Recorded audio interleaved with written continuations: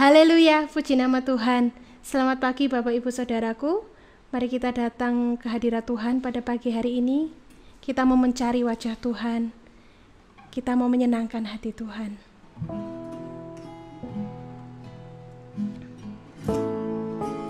Kami cari wajah-Mu Tuhan.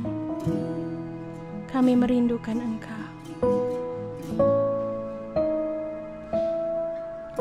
Ku cari wajah-Mu, temukan kasih-Mu. Kau bukan Tuhan yang jauh dariku.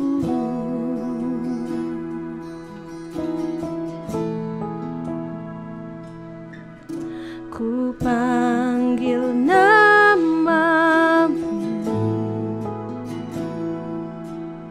ku dengar jawab-Mu.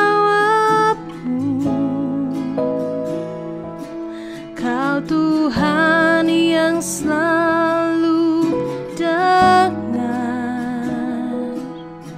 seruan hatiku.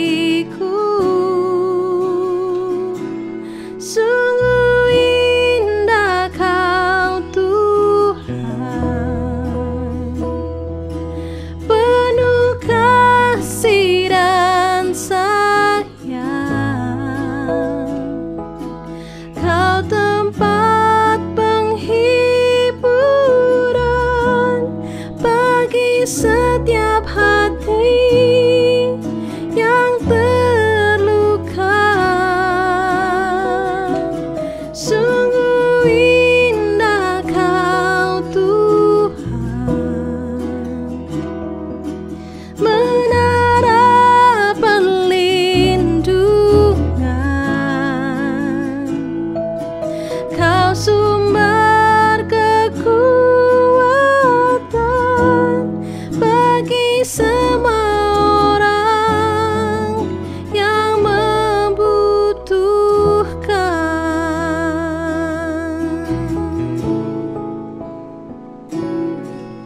Ku panggil nama-Mu, ku dengar jawab-Mu. Kau Tuhan yang selalu dengar seruan hatiku. Sungguh indah Kau Tuhan, penuh kasih dan sayang. Kau tempat penghiburan bagi setiap hati yang terluka. Sungguh indah Kau Tuhan, menara perlindungan. Kau sumber kekuatan bagi semua orang yang membutuhkan. Sungguh indah Kau Tuhan, penuh kasih dan sayang. Kau tempat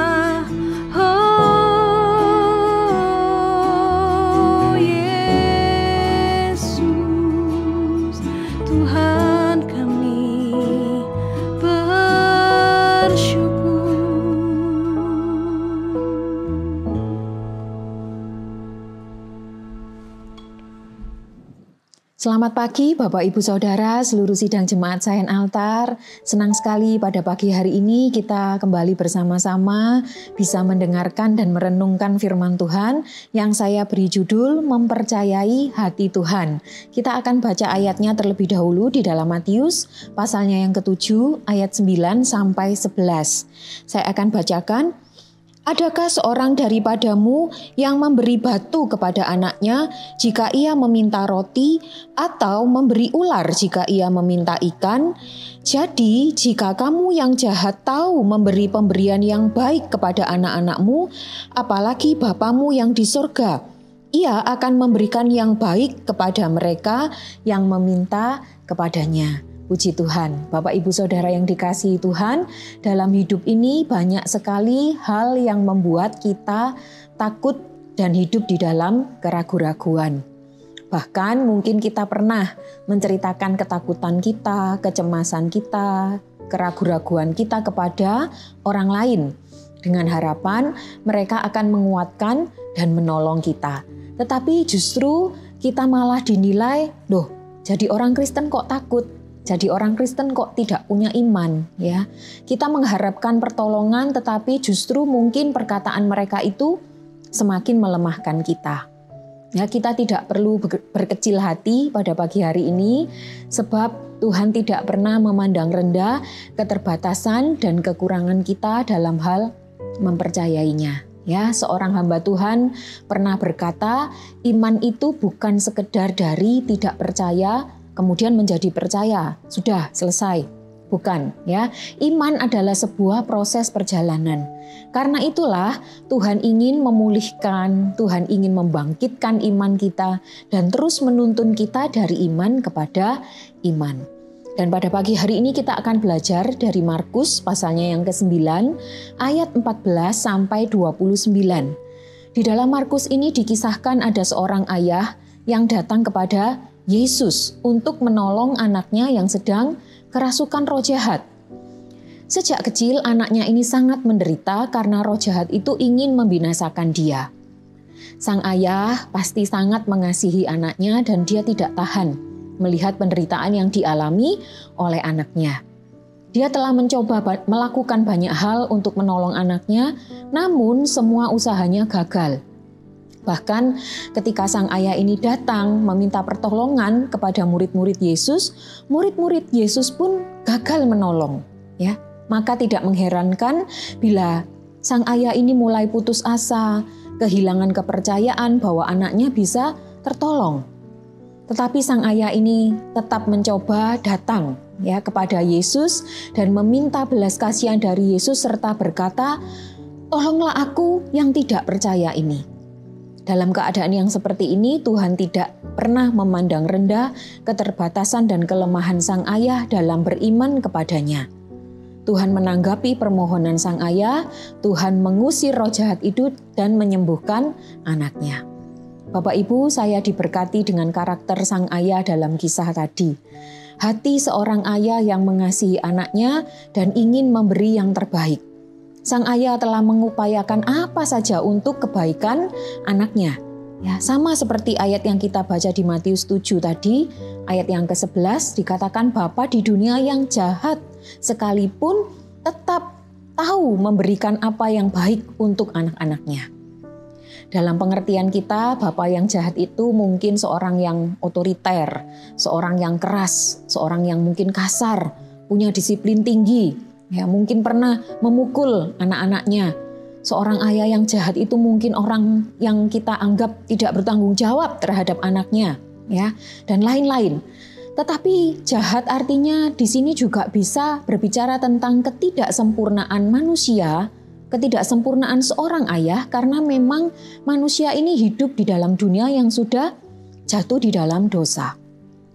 Jahat bisa berarti punya keterbatasan dan kelemahan dalam memikirkan apa yang baik untuk anak-anaknya.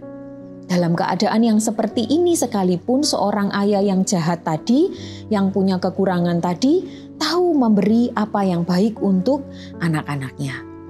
Nah, Bapak Ibu, ada sebuah film dengan judul Miracle in Cell Number 7 ya. Ini sebuah film tentang seorang ayah yang punya keterbelakangan mental, dan dipenjara untuk sesuatu yang tidak pernah ia lakukan. Nah, sang ayah begitu sedih memikirkan putrinya yang tinggal sendiri dan terpisah dari dia, ya. Dan suatu hari terjadi keajaiban, putri kecilnya tiba-tiba muncul di dalam sel penjara dan selama beberapa hari hidup bersama dengan ayahnya. Tentu selama ada kesempatan sang ayah ini selalu berusaha memberikan yang terbaik untuk anaknya sampai akhirnya mereka harus terpisah karena sang ayah menjalani hukuman mati. Ya, nah film ini banyak sekali mendapat penghargaan. Salah satunya mendapat penghargaan untuk Best Screenplay. Ya, manusia yang penuh keterbatasan bisa menuliskan skenario yang begitu indah untuk menggambarkan hati seorang ayah.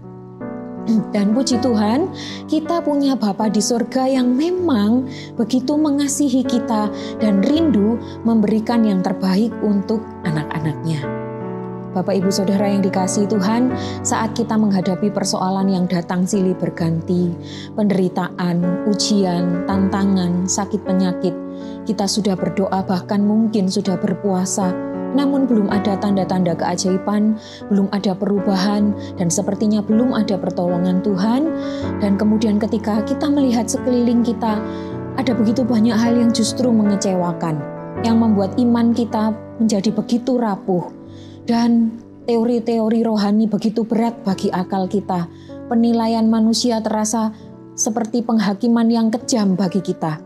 Dan rasanya kita mungkin ingin menyerah karena semuanya begitu melelahkan. Bapak Ibu, Tuhan hanya meminta kita melakukan hal yang sederhana. Percayalah kepada hati Bapa, ya. Hati yang sangat mengasihi anak-anaknya dan pasti memberi yang terbaik bagi kita. Mari kita datang kepada Tuhan. Kita mungkin bisa berseru seperti ayah di dalam Markus pasal 9 tadi, Tuhan, tolonglah aku yang tidak percaya ini. Ya. Mari kita belajar mengarahkan iman kita kepada Tuhan dan bukan kepada keadaan atau perasaan kita. Mari kita percaya hatinya Tuhan. Roma 8 ayat yang ke-32 mengatakan Dia adalah Bapa yang rela memberikan anaknya yang tunggal bagi kita. Jadi bagaimanakah mungkin Ia tidak mengaruniakan segala sesuatu kepada kita? Bapak Ibu Saudara yang dikasihi Tuhan, kasih Bapa di surga adalah kasih yang kekal, kasih yang sempurna. Wahyu 3 ayat 19. Mungkin love language-nya dari Bapa itu adalah bentuknya pendisiplinan, karena siapa yang dikasihi juga akan ditegur. Mungkin kita merasa kita sedang dihajar, tetapi percaya semua dilakukan karena Ia mengasihi dan selalu merancangkan yang terbaik bagi anak-anaknya. Puji Tuhan Bapak Ibu, ketika saya berangkat ke gereja untuk mengikuti doa akhir tahun, saya berangkat dalam keadaan yang baik-baik saja. Tetapi ketika saya berdoa, mulai menyembah Tuhan, saya ada waktu merasa takut, ya begitu lemah dan mulai teringat satu persatu masalah saya dan suami yang sedang saya hadapi, ya, dan belum terselesaikan. Saat itu saya tidak tahu harus berdoa apa, tetapi saya hanya bisa memanggil, ya Bapa, Yesus. Ya, saya hanya bisa berkata-kata seperti itu. Dan beberapa saat kemudian begitu jelas suara di hati saya berkata, I love you. Ya, seketika hati saya damai, seketika saya merasakan sukacita karena saya tahu saya punya Bapa yang begitu mengasihi saya, yang memberikan hidupnya bagi saya. Dan apa yang ada di hati serta pikiran Bapa kita itu adalah selalu yang terbaik. Ya, puji Tuhan. Kiranya renungan firman Tuhan pagi hari ini memberkati dan menguatkan kita semua. Saat semuanya menjadi begitu rumit, mari kita permudah semuanya dengan satu hal saja, yaitu mempercayai hati Tuhan. Tuhan Yesus memberkati, mari kita berdoa. Tuhan, terima kasih buat berkat firman Tuhan yang sudah kami dengar. Biar itu kami tanamkan dalam hati kami. Roh Kudus materaikan firman-Mu dalam kehidupan kami. Ajar kami Tuhan, bukan melihat kepada apa yang ada di sekeliling kami, bukan juga kepada perasaan kami, tetapi iman kami tujukan hanya kepada Engkau, Bapa yang baik yang sudah memberikan anak-Mu bagi kami dan mengaruniakan segala sesuatu bagi kami. Terima kasih Tuhan, pimpin dan berkati seluruh sidang jemaat-Mu. Kami mau berjalan bersama Tuhan sepanjang hari ini. Terima kasih di dalam nama Tuhan Yesus Kristus, kami sudah berdoa dan mengucap syukur. Haleluya. Amin. Sungguh